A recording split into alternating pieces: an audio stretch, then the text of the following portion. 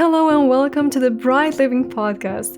In today's episode, we have as our guest Maria O Shea, who has been a guide and a mentor for our business for a couple of months now.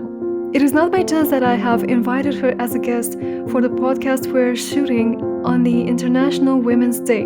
For me, she is a role model, an inspirational woman, a combination of feminine and masculine energy, and a really inspirational model for anyone who's looking to start their own business. She holds an MBA from INSEAD and has 25 years of experience supporting individuals and over 25 years of international experience supporting teams and organizations to be their very best.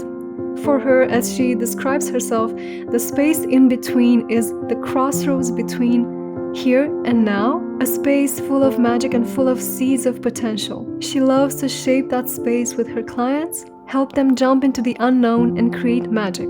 Magic is what we have created today in our conversation about female entrepreneurship and making bold life moves. Enjoy the episode and don't forget to leave a comment, a reaction, a question. We are here for you. We're looking forward to have a conversation. And I'll leave you with Maria O Shea. Hello, everyone, and welcome to the Bright Living Podcast. Today, we are celebrating the International Women's Day. And for this very special occasion, I have a guest who I'm very proud and honored to not just be acquainted with, but to know intimately as a mentor, as a guide for the past months in my business. Welcome, Maria O Shea. How are you today? Thank you, Emma. It's lovely to be on this podcast with you. And I'm very well. As I said earlier, I started the day looking out onto the lake. So it's a wonderful start into today. And I'm really happy to see you. Likewise. We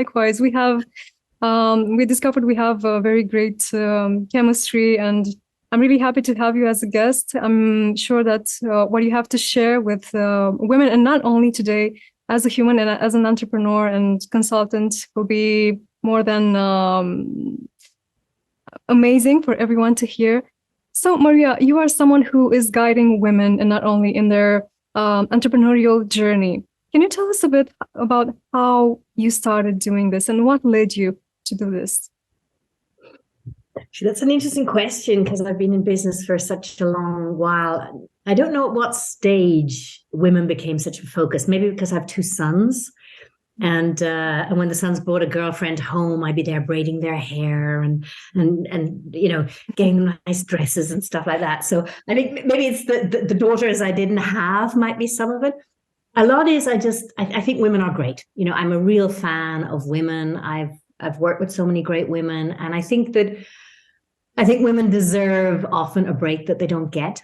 And if I'm part of that break or part of that journey that helps them to have more self-confidence, to go for what they want, to be more of who they want to be, it's a real blessing. I mean, I'm really grateful for the lives of the women I've been involved in.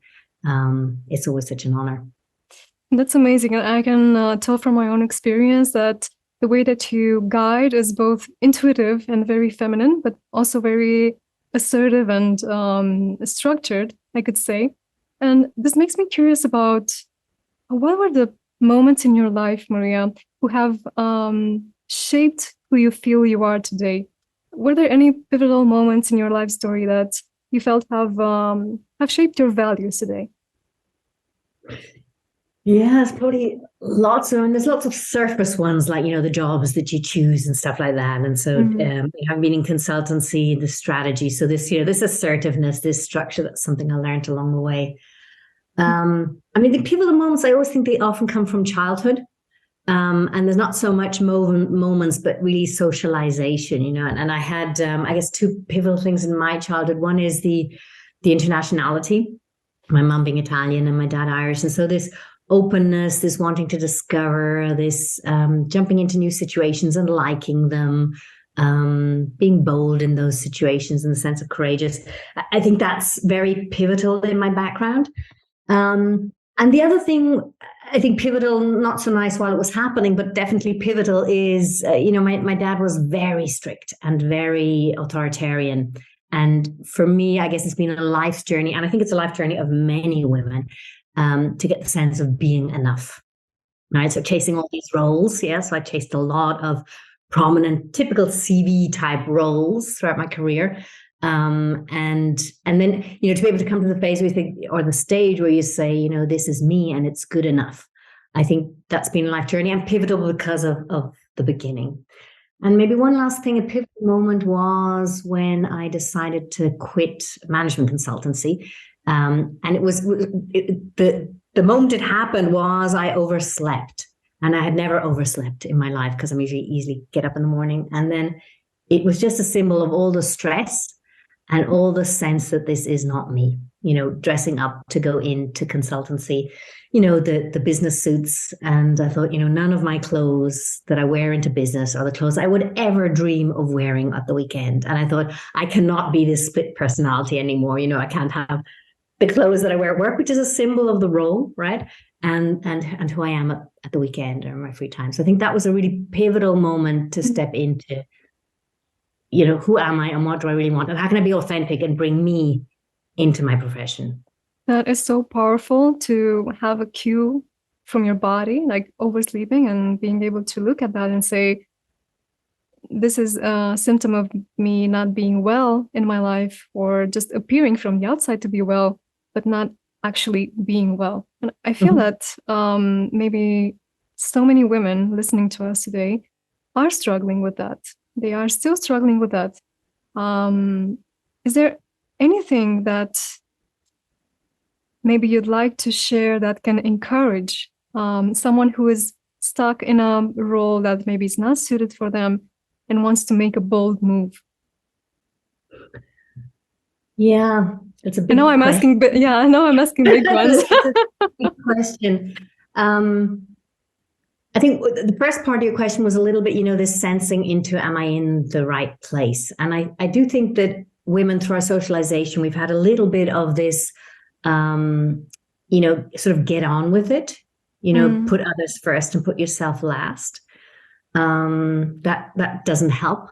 And I also think that we have a little bit of a habit of someone else will notice. I don't have to say it's too much. I don't have to say it's over my boundaries. Someone else will notice. And the reality is, in most businesses, other people, either they don't notice or they notice, but it's not in their interests.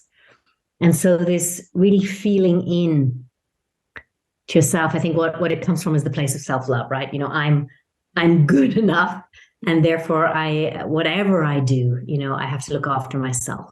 So I think that's the first one, is really taking yourself seriously. And I spent many years not taking myself seriously. So, I know it sounds on the surface, well, wow, this is really easy, just flip a switch. It's not. It's a constant journey. But I do think, there are all the methodologies like meditation and journaling and all that sort of stuff, which just remind you of all the things you bring into the world and that you are enough as you are. And I think the other thing is, it serves no one if you're in the wrong place, right? It doesn't serve you, but it doesn't serve anyone else, because you're in a place which isn't getting the most of you, and somewhere else is missing you. Somewhere else is missing all your talents, right? So maybe that's one thing. And the other thing for the courage, I think that's, I think the big thing is people forget that staying in a place is also a decision. And staying also encompasses all the things that will continue to happen, with all the risks. Yeah, there are no guarantees in any position we're in business or in jobs or whatever. And therefore, the assumption that the status quo is better than something new is, in that sense, it's irrelevant, because of course the status quo is never going to stay, right? So I think that's it, to change into, the present isn't going to continue the present, and therefore the future may bring new things. And as humans, apparently we underestimate our ability to adapt. So we always, think the things in the future are going to be way more difficult than they actually are. When we jump, they're always more easy, always, because our resources are there, because we tap into a new energy, because we're in a better place, all those things. So I think maybe to remind yourself, that when you take that first step, and that's one of my, my guiding mottos is, the path emerges as you walk. So taking that first step, Rumi, then you will gain the strength will be there. Wow, so true. And I resonate very deeply with what you're saying. I feel like the moment before the jump is scarier than the jump itself. All the ideas that you have before you make a jump, all the projections about what will happen, how people will react. And I've experienced that while transitioning to this career from my previous communication and PR career.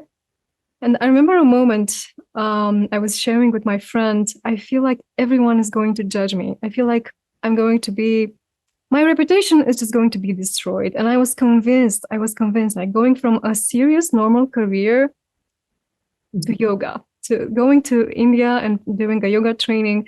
In my mind, it was like, oh, there's no way that people are going to take this well. And the opposite happened, actually. I got so much support, and this tends to happen if we surround ourselves with the right people. And about what you were saying about being enough and feeling that you're enough, in my experience and what I see so many times around is that it's people who make us feel that we're not enough, and it's people who make us feel that we're enough. So maybe in childhood we have a history of, let's say, very strict, as you were sharing, strict parents, family who have some expectations from you, who always lovingly or less lovingly push you to just grow and be more and more and more and cover many roles.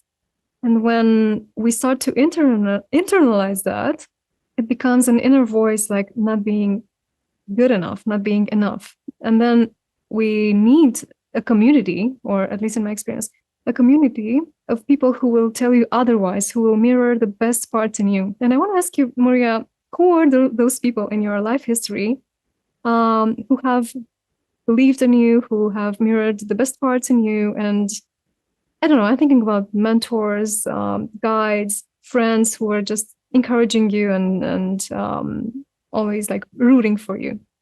Mm-hmm. It's really interesting what you were saying, that as when you come into a place of accepting yourself and knowing you're enough, you attract different people. I think that's really true. I think that there are phases in our lives, if we're feeling not enough, then we do surround ourselves with people like that. And they sort of, it's the narrative continues. And when we break free of that narrative, suddenly there aren't that many of those people around anymore.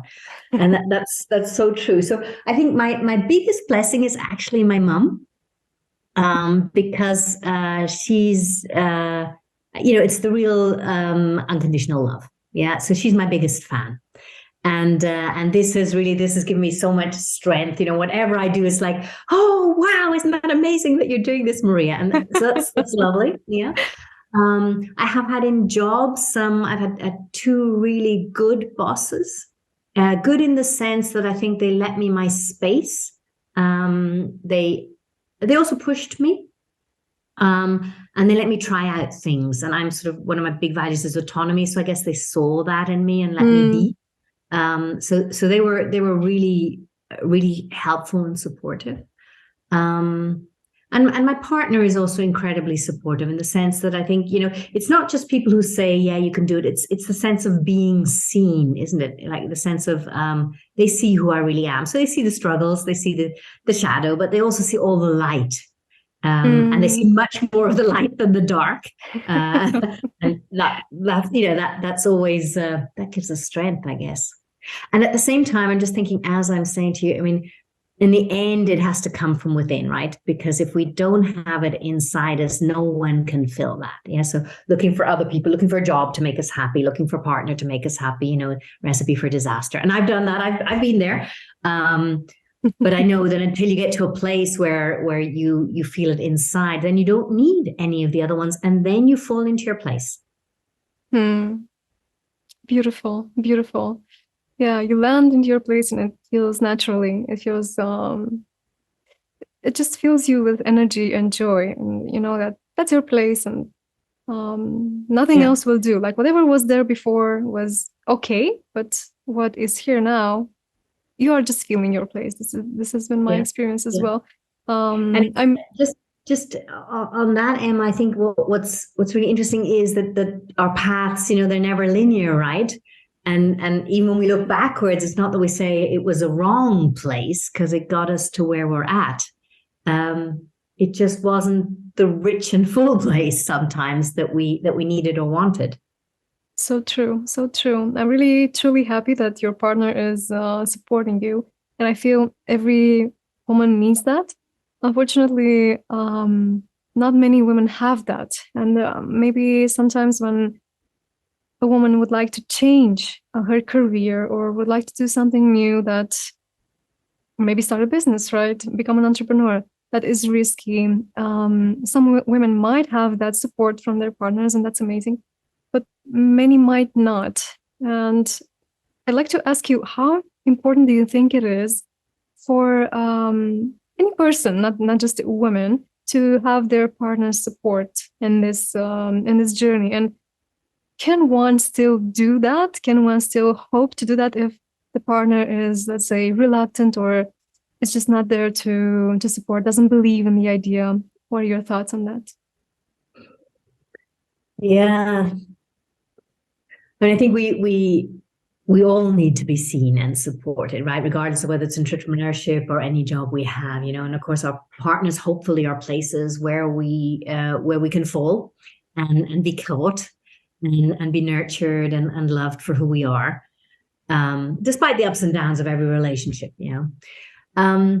I think it's really challenging to take on a big new venture and not have the support of your partner. I do think it's, and regardless if it's a new job in a corporation or becoming an entrepreneur, I think it's really tough because you're struggling already believing in yourself, right? When you take a big step like that, it's into the unknown. And the unknown is, I mean, it's thrilling, but it's also scary. And if you don't have, the sense someone has my back and believes in me, I think that's really tough. And I think what it takes is a lot of maybe conversations around the fact, what is it that is stopping your partner giving you that support? Because often it may be fear. Yeah. I mean, we could jump into the fact that they're just not being nice or mean, but, yes, that will be one narrative and may happen in many times. But there are often other reasons why. There could be fear. Sometimes it's jealousy. There may be many reasons. And to have a relationship where you can get to that level and discuss that, and also a level where you can say, look, I need your support. Maybe I don't. Maybe you don't believe in the idea because intellectually you think it's not a good idea or whatever. That's okay. There will be many people who won't believe in it, but I need you to believe in me. I love how you outlined the difference between being intellectually understood and being supported as a human being on her or his authentic journey.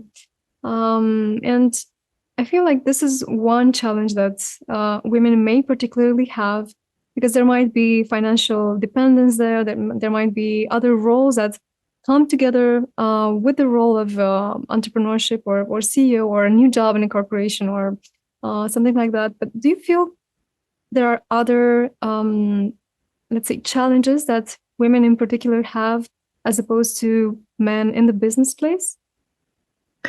Yes, yeah. And that's definitely why I do a lot of coaching and mentoring of women. Okay.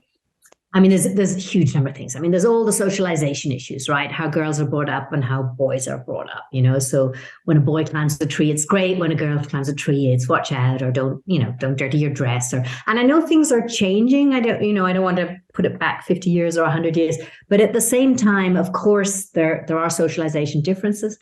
There's a huge amount of unconditional bias against minorities in workplaces. And women are a minority, not in certain workplaces, but certainly in management. So all the attributes that are considered to make successful managers are the exact same ones of the attributes that are male. Yeah. And the attributes that are female, or at least assigned to females, because we all have both sides, the attributes that are assigned to females are not the attributes that are assigned to business success. So there's all that side fighting and conscious bias and everything. I think there's a lot inside women as well that we sometimes don't have the courage to stand up for us and our needs because, the nice girls, there's that book, Why Nice Girls Don't Get the Corner Office. It's a really funny book. Some things are very true, which is, some things that women bring into business is sort of about being nice, about assuming other people will see you, about not looking after your own boundaries. And they're all really important things in business. And I think in particular in entrepreneurship, I think what women face is the real discrimination of not getting the same chance of getting money that men have. So venture capitalists, There's a much more of a bias towards men because of all the aforementioned reasons than towards women. So actually just getting funding as a woman is way more difficult than as a man. Oh, that's so true. And still, there are so many women who decide to go to this and to start this journey of entrepreneurship. And I feel like, at least from what I've seen, what many women do is enter this scenery, this area of entrepreneurship, and start to be very masculine about it, start to be very hustly about it. And I'm sure, and my intuition is saying that there can be a feminine way of leading a business, of managing a business, and there must be some value that is added from the feminine qualities into the business world. What do you think about that? Definitely, and I think it's really important. We're always on thin ice when we start talking about male qualities and female qualities. But if we just talk about masculine characteristics or masculine qualities and feminine qualities, yes, I think business is dominated by masculine qualities of competition, of assertion, of pushiness. And that isn't. I'm not saying all men are pushy. There are plenty of pushy women. Yeah, but these are the characteristics, or the more masculine characteristics. And I do think, unfortunately, that the world is in the place that it is, and economy and business is in the place that it is because it's too dominant of masculine qualities. Yeah. So fairness, sharing, nurturing, looking after other people, supporting people, helping them to grow. Yes, men do it too, of course, and some women don't do it at all. But if we attribute those to more feminine qualities, they're definitely missing in organizations. Yeah. So when I work as a consultant in companies, sometimes I'm shocked at the harshness and the hardness of them, where I think, if people feel appreciated and loved, it's a big word to use in a business context, but it is about love. Yeah. Then they bring their best. Then you're basically nurture someone. You see what their talents are. You put them into a place where they can be their best. They deliver and are more motivated and engaged than any other type of command and control leadership and atmosphere. And therefore, I think, yes, definitely there's a huge place for it. And I think organizations would be better places to be if we had a good mixture of both the feminine and the masculine qualities. That's amazing. I'm just taking in what you said, and it's so true.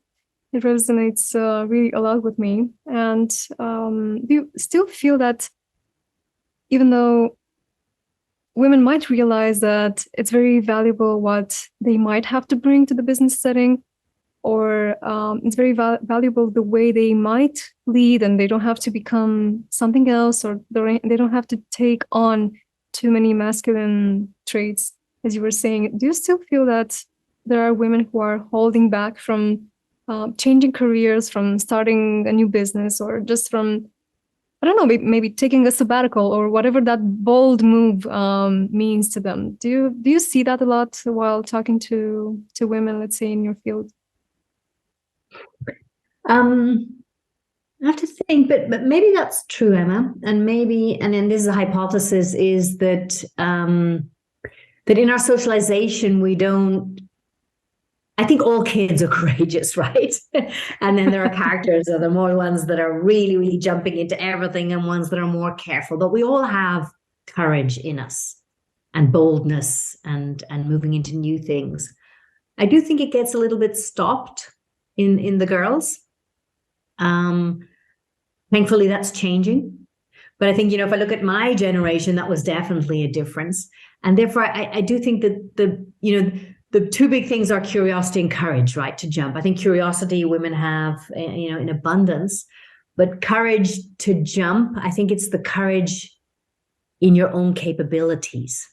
It's not the courage in the sense of, I need that on the surface. Will I make enough money? And, all the things you've gone through, I've gone through, right? Will I have enough business? All that sort of stuff. So there's all those fears.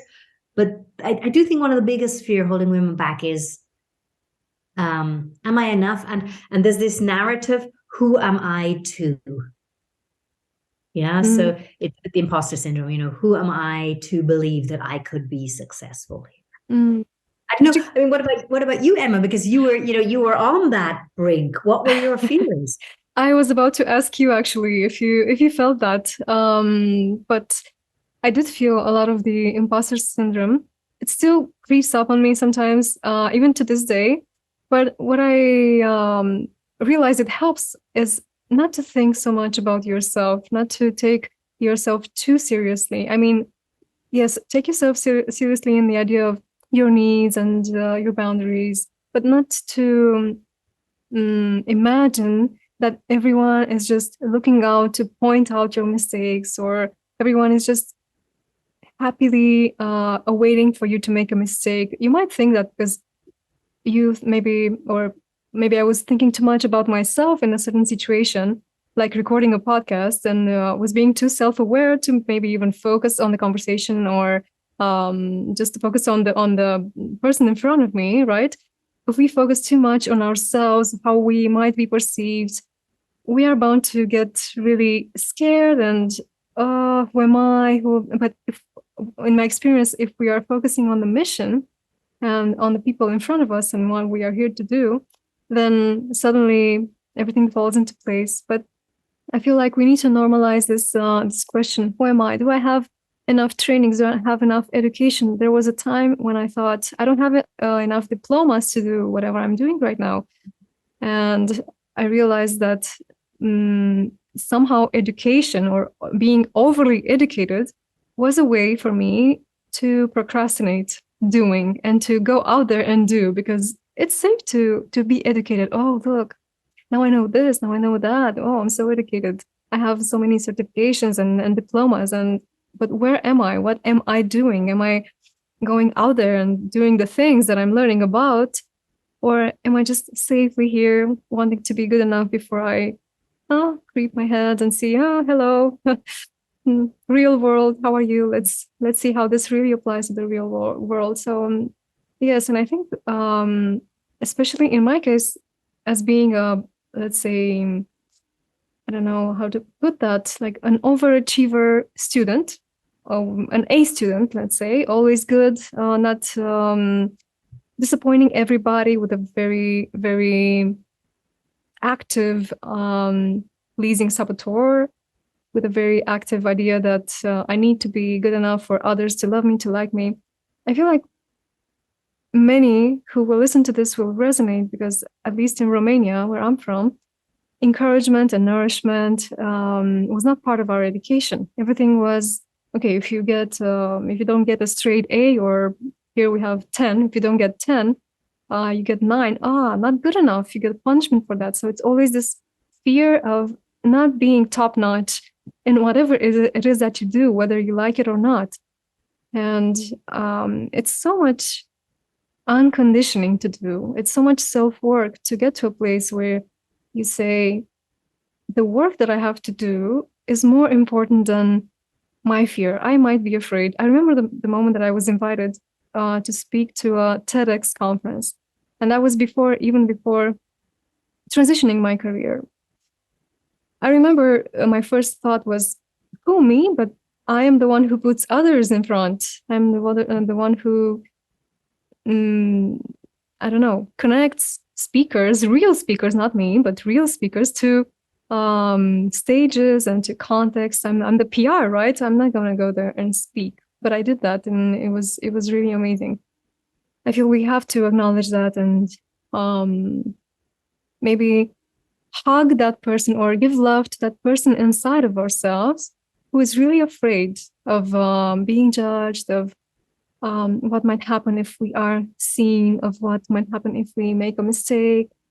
And yeah, that frightened person inside needs some love and acceptance from us. So that has been my case. Yeah. Yeah, and letting, I think also what sparks off of me, what you're saying, Emma, is also letting go of perfection, right? I read on the phrase the other day, I mean, there's the Insight Timer app for meditation, which I love. And since a while now, they have, when you turn it on, they have a quote, and they're just the most amazing quotes every day. And one recently was, now that you've given up on being perfect, you can be really good. And I think, Mm. we have this sense of I have to be perfect. And unless I'm perfect, I can't do something. And part of that is procrastination, as you say, and part of that is fear. And just to say, I'll jump in and I'll swim once I'm in the water. I don't have to have everything planned out in advance. When the resources they will come as I swim.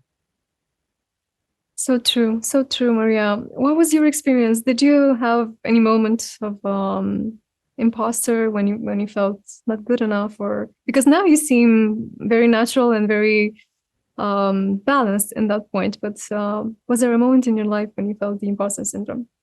Yes. Was there a moment, Emma? How many moments do you want? And I still have them. So let me first look backwards and then tell you my current one. So yes, I did. I studied marketing. I went into oil trading, so I had no clue. So the first job was, I've barely studied anything that really, except that I know what organizations are, but trading, no clue. So that was like, someone's going to figure out that I'm not good at this.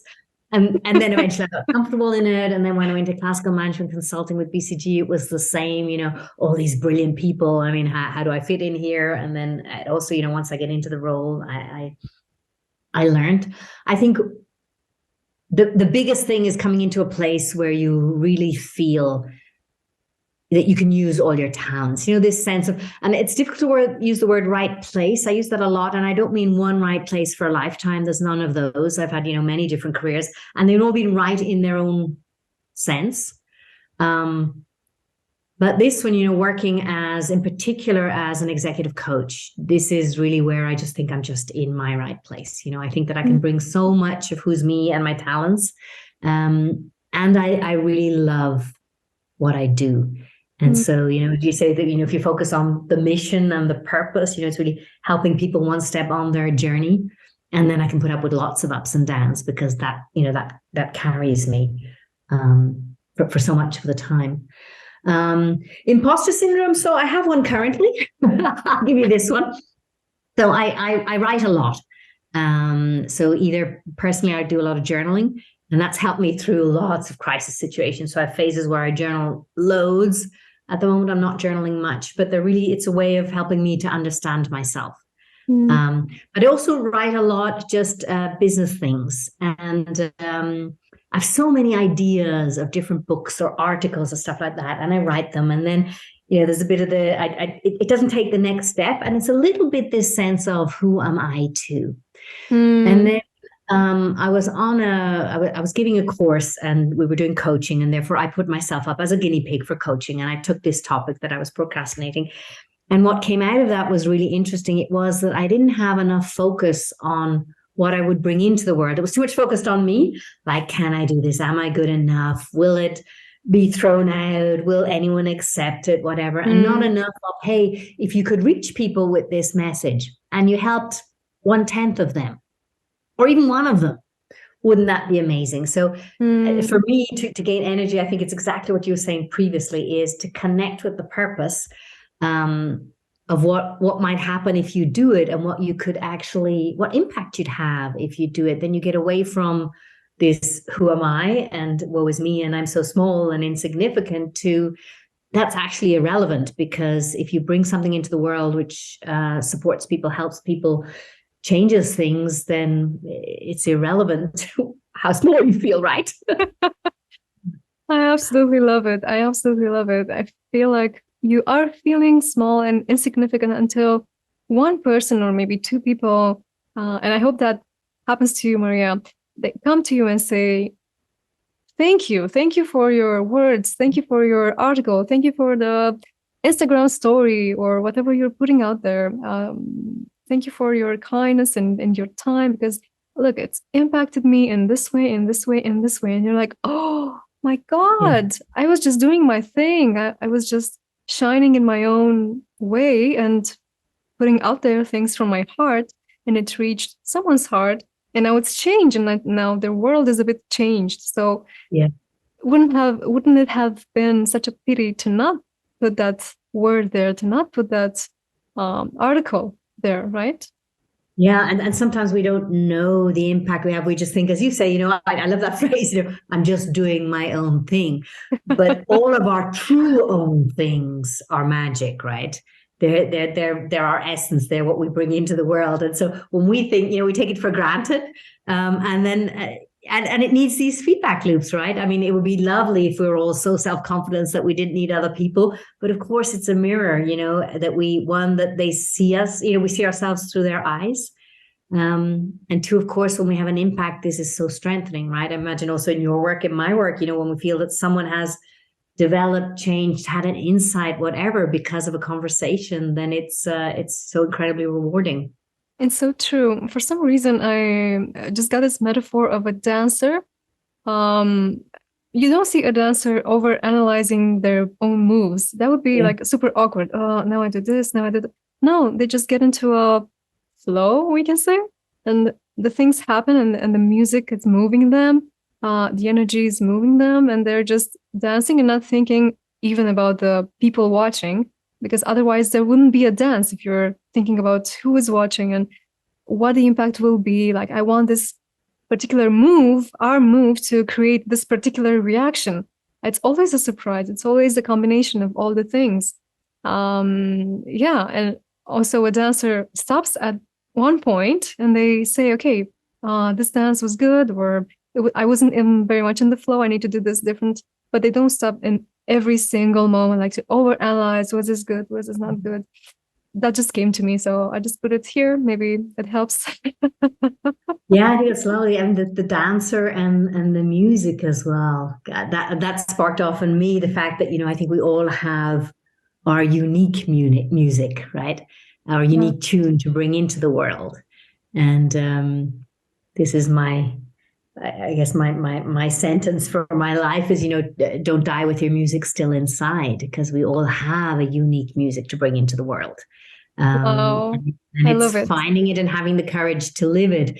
And to connect back to what you said previously, what other people think. This is great just to be a little bit older, Emma, because I mean, my kids are going like, oh no, this is going really badly because I care so little what other people think.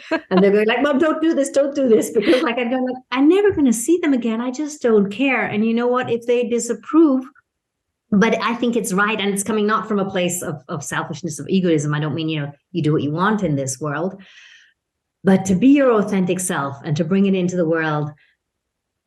Yes, some people will like it and some people won't. But if I'm unauthentic, some people will like it and some people won't. So I might as well be myself, right? And then I have the joy of all this energy. I can be me. And yes, some people will think, there's the phrase sometimes, the too much. And what is too much? No one's too much. Exactly. It's so interesting how we develop the story of shame. So as kids, we have no notion of shame. We're just being Mhm. ourselves, dancing and connecting to others and doing our thing. And then we grow up, we start to, oop, okay, now this is inappropriate. We start to develop this notion of appropriateness, and this Mhm. shame starts to creep in. And I feel like that stays there until there's some kind of emotional maturity happening, where you're like, I understand. I have discernment around being around others in a way that is also including them and is not harmful to them. But at the same time, I can just be myself. I can say whatever I want. It is my life. It is my space, and of course, I'm going to be mindful of others. But I'm not Yeah. going to feel shame around something that is um, let's say Yeah. authentic to Yeah. me. Like, for example, I speak very loudly when I go out with friends, and I Mhm. don't care at all what other people think. If I'm having fun and I'm like, "Ah, it's just my moment, it's my friends, I love chatting with them, it's loud, the music is loud, so I might just be, I'm excited, I don't really care if other people are looking. That's just me. But there used to be some shame there. And I think this is something that we are constantly working through, to let go of this shame and how we might be perceived of others. Mhm. And I think shame is such a big topic, and it's also such a destructive element that we carry with us, feeling the shame for who we are or what our feelings are. And it holds us back from so much, doesn't it? I mean, it's even now when I'm talking, I feel when I talk about shame, everything tightens in my chest because it's such I see such a useless emotion. You can be ashamed of something because you realize you've done something wrong. And that's good, yeah. But that's not shame in the sense of feeling inadequate or feeling the way that you're bringing yourself into the world isn't okay for other people. But there's lovely, I don't know whether you know, there's an Australian nurse and she wrote the book, The 5 Regrets of the Dying. And, there's no regrets about I didn't earn enough money or I didn't have a top career or, one of the regrets is not living your life, and she interviewed all people who were at the end of their lives and put it together, what were the key topics. And one of the 5 was just not living your life. And to live your life, you have to step out of this sense of shame, of people not accepting you, people thinking you're weird or strange or inadequate, and saying, what, this is my story, and I think we only have one life. I mean, I'd be really happy if we have other ones. I think that would be great to be able, because I love this life, but I'm working on just the one. And if I have just the one, I have to make it good for me. And I don't mean this in the egoistic sense. Yeah, because, looking after yourself, self-care, no shame isn't an excuse for egoism. It's not an excuse for disrespect. It's not an excuse for being mean, any of those things. But, if you just think, every day you have this day. So, and it's one less, right? And I'm still I'm the last third of my life. So it is one less. And it has to make sense, your own sense making. And it will be different for everyone, right? I really got goosebumps while you were sharing that. Yeah, it's so true. It's so true. I've heard about the book. Didn't get to it yet, but will totally put it on my next 3 list, let's say. And I really loved the way you pointed out the importance of living every single day for yourself. And I feel like many times this idea of self-care is confused with egoism or just disregard of others. And in my experience, self-care and putting oneself first is also an act of love towards the others. I've had so many experiences when I was doing what I thought was right for others and disregarding myself, and it wasn't good for them. I mean, the general outcome from that was not good for me and was not good for them. But at the same time, putting myself first, like choosing this career that I chose, while my parents were very much disapproving of it and very much scared. Like my dad even was having this allergic reaction from stress, like what's going to happen, like extreme stress. She's putting aside her career, choosing a new career. Oh my God. And I could have been a good girl and say, okay, I don't want to cause you stress, la la la.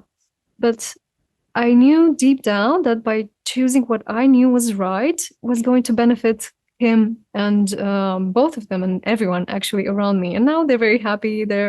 My mom is my biggest fan. She brings to the yoga class that I hold in my hometown all of her colleagues. Like I have always a big group because she's and my dad also, he became like my number 1 endorser, even with Wow. That even shocked me, I have to say. So in the end, the result was amazing, right? I feel that's something that we fail to see, and we think that by choosing ourselves, it means we will disregard others. But I feel like in our feminine ways, we are inclusive by nature. We will be inclusive. We will say, look, this is my need. I will take care of it. This is my wish. I will nurture it, and I will not put anyone or push anyone away. I will include others in my journey and take them with me. And I think, this, I agree that, some of this whole journey of self-love goes to, in the last years, it's a big topic. And I think some of it has gone to an extreme, because I do think that there's no I without a we. There's, yes, we need to be in the right place, but we need to be in the right place because that's where we can serve. Right, that's where we can bring our music into the world and have an impact. And so it's not, it's not navel gazing or just for itself. It's not, oh, I love myself and it's great for me. It's because from that place, I can give, and from that place I can be great, and from that place I can use all of my talents. And I'm a big believer that that it really is, true purpose, or really mobilizing purpose, is the one where where we serve. When we bring something into the world for other people. This is, and this can be what you're doing, can be what I'm doing, it can be in an organization as well. But for me, they're always, the most powerful link is for others, for something. Yeah, not in itself just a self-satisfying circle. It's so true. And maybe at least in the spiritual community or meditation/yoga community, there's a big emphasis on isolating yourself from others so that you can get to know yourself. And I feel that is a bit overrated. Like, my experience and my feeling is that it is important to have time to go inward, to listen to your heart, your intuition, to get to know yourself in relationship to yourself, but not for too long. It has to alternate with relationships with others, which ultimately is how you know yourself, is how we know each other in relationship with others, because you can be very enlightened and peaceful and joyful at home in your own space, and then get totally triggered going out on the street or in a conversation with a colleague. And that's where actually the lessons are. That's where and with our partners who maybe are challenging us in a certain way, or are mirroring things that maybe we might not like, there are growing opportunities. So I feel like, there's a big movement of being alone right now. Like, I'm just gonna push everyone away and be with myself. But at the same time, the value of being together, of being in communities, of being partnered, I think is so immense.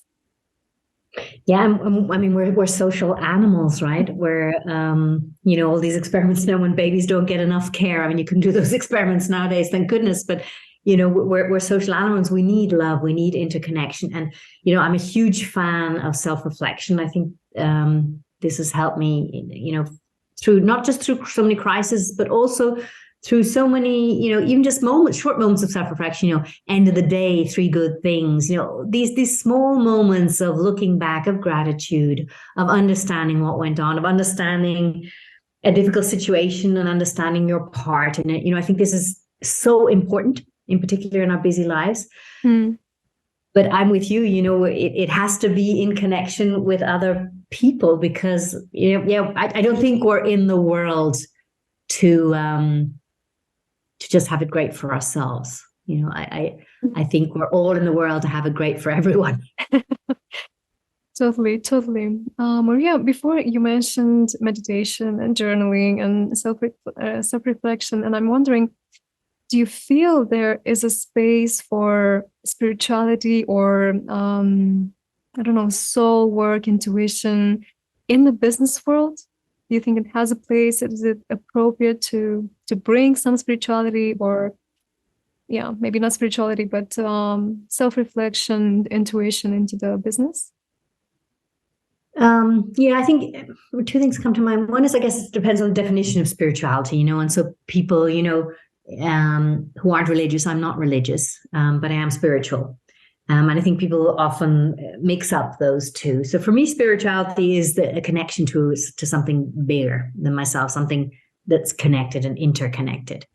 And I think, in particular in business, there's a crying need for the interconnectedness, right? Because businesses have been and continue to be, the vast majority of them, solely focused on, profit. And the stakeholders who are there, and both the stakeholders in the organization, so their employees, their customers, sure, they deliver, but if they can fool the customers, many organizations are okay with doing that.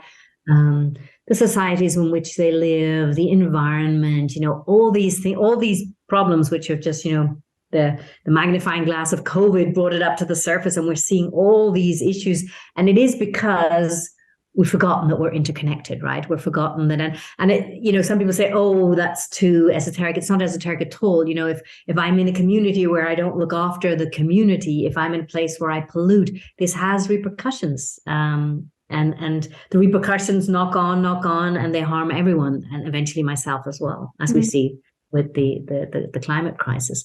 So I think, yes, this whole side of spirituality in the sense of interconnectedness is definitely needed. And the other side, which you mentioned, the whole self-reflection, I think this is crucial, and there's far too little of it in organizations. So when I work with managers, I think in almost every process I've had, reflection has always been an issue, because either as a manager, they don't take time out to reflect. Really complex jobs at the top of organizations, managing so many people, and to step back and reflect what's going on from a meta level, and also what's my part in it, in what's going right, but also what's not going so well. This is crucial for managers, and too few of them have the rituals to actually do that, to go into that self-reflection. And also any teams I work with, they're so caught up with the doing that they don't reflect on how they're doing. And that could be, reflecting on how they discuss, reflecting on the communication patterns, reflecting on what's dysfunctional in the team, reflecting on their relationships, reflecting on their honesty and their connection, all these things. That doesn't happen, one, because of the time pressure in organizations, but you can make the time, right? And two, I just think because of skills, because I think it scares a lot of people, because you get to a place where you have to be so honest. And people are afraid, if I say, if I go into reflection and say what I'm seeing in the team, it will hurt people, and people will get annoyed and we'll go into conflict, as opposed to saying, hey, how could we learn the skills to do this? Because if we could do this, we get into a totally different place in our role as managers, in our teams. We get, there's worlds apart, a team that can reflect together and learn together than one that just functions and executes.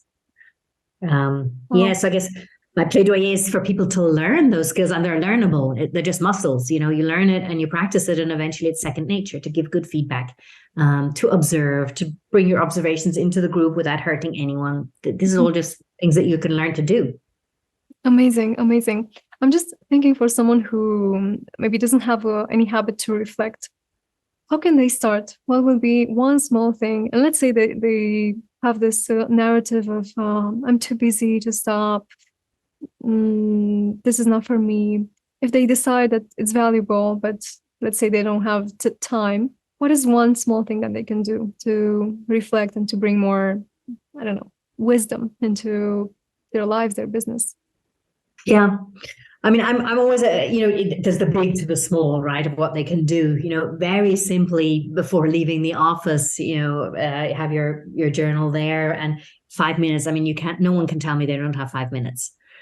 And 5 minutes to reflect on the day. Questions like, what went well, what didn't go so well, and why.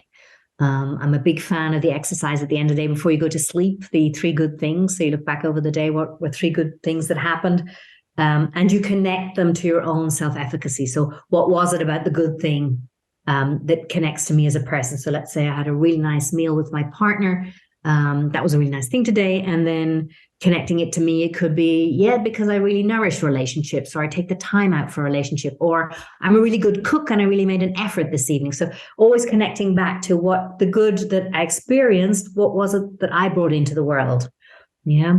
Or gratitude, what am I thankful for? There's so many tiny things we can do. I think we need triggers for them. So you have to connect it to habits you already have.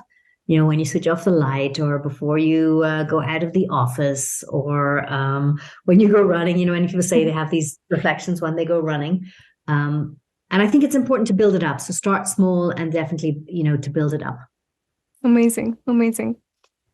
We're not far from the end of this conversation, but before we do, I've been meaning to ask you, and I've been holding this question for towards the end. Let's say if someone would like to change their career from a full-time job to entrepreneurship, but they don't have much experience or knowledge around it, what would be one thing that they can start to do right now to become more empowered and to become more resourceful in that intention? Can I give you 2? 3 even. Bonus. But yeah, I get the joker right? Yeah. So I think a couple things come up. One is to get into those networks. They're in every city. And if you're not in a big city, you can connect online. There are all these startup networks and co-working spaces and all these sort of things where you just get surrounded by this type of energy. It's a different energy. And if you stick in your corporate energy, which is more this wanting to control and be predictable, that's what organizations often do. So I think you have to step out of that. So step into surrounding yourself with like-minded people who are, just on the journey. But it gives you the courage, gives you the exchange, gets you into that very different energy. When I work with young entrepreneurs, it's a totally different energy than if I work with, managers in large corporates. So, and it's a really addictive energy, I have to say. I love working with them. So I think if you get into that energy, this already helps. And I think the other thing is to get away from this huge break, I had this and I'm going into this, and to explore in small, so, when you were making your change, I don't know how fast and how abrupt it was, but you can start off offering these things. You can start off a program, you can try a podcast, so getting into this, just trying out energy, exploring energy, and in small, so no risk or very little risk, and you're just exploring, building up this muscle. And so maybe to take it away from, oh my God, I'm going from one huge thing to something totally unknown, to start exploring the unknown in little ways. I feel like that's so relevant, Maria. That has been my experience as well. Before I transitioned my career, I had 2 years of intertwining my 2 careers. Mm-hmm. So I was having my full-time job from 9 to 6, and then from 7 o'clock to 10 o'clock in the evening, I was working on my one-on-one practice with clients and testing. And I feel like the decision to transition comes very naturally when it's like that, when it's not a heartbreak between your past self and past life, that you start to explore. And I see that in many of my friends, going to their jobs, and then after 6 going to a yoga class or a dance class, or working on their business, but in a relaxed way that allows them to just explore and imagine. I feel that there's some juice in that time of your life, because you also get the stable income that maybe you need to start a business, right? Because many people may ask, what funds do I have for that? Well, if you start to save for that, then the job that you still have and you might still keep for 6 months, 1 year, 2 years, I don't know, becomes a resource for your next dream. And it doesn't have to be a big jump. So yeah, thank you for that. Yeah, I think what happens is your emergent self becomes visible, right? In these small things. And as your emergent self forms, you suddenly realize that it's not such a big a jump as before.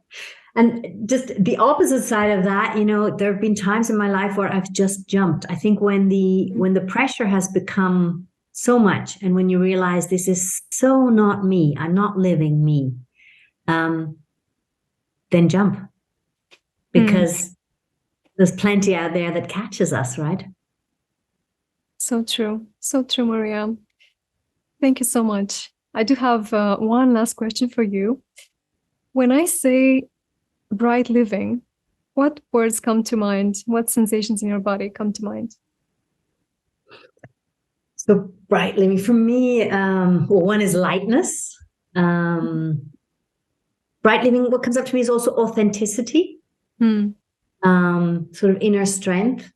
Purpose also comes up, joy, and maybe laughter too. Lovely, lovely. Thank you so much, Maria, for inspiring us today to get closer to living a bright life. I do feel very grateful to have you as a mentor and guide. And if there's something that you would like to share with the audience as one last thought, or one last, I don't know, piece of wisdom from you today. First of all, thank you very much for having me, Emma. It was lovely to talk with you. Yeah, I'm just a big fan of people taking themselves and their life seriously, not in the sense that it is serious, but in the sense of really living their life. So if my last piece of wisdom in inverted commas is just understand yourself and find your place where you can be as much of that as possible. I did feel it in my body. That's good. Thank you, Maria. Thanks everyone for listening, and may you embrace this authentic life with joy and with courage. And for any questions, Maria and I are here. You can leave a comment in the chat. We'll more than happily answer you. I know everyone needs good words and some I don't know, encouragement in the beginning of their journey. So if you need that, we're totally here for you. And I'll see you in the next episode. Thank you so much, Maria. Have a great day. Thank you, Emma.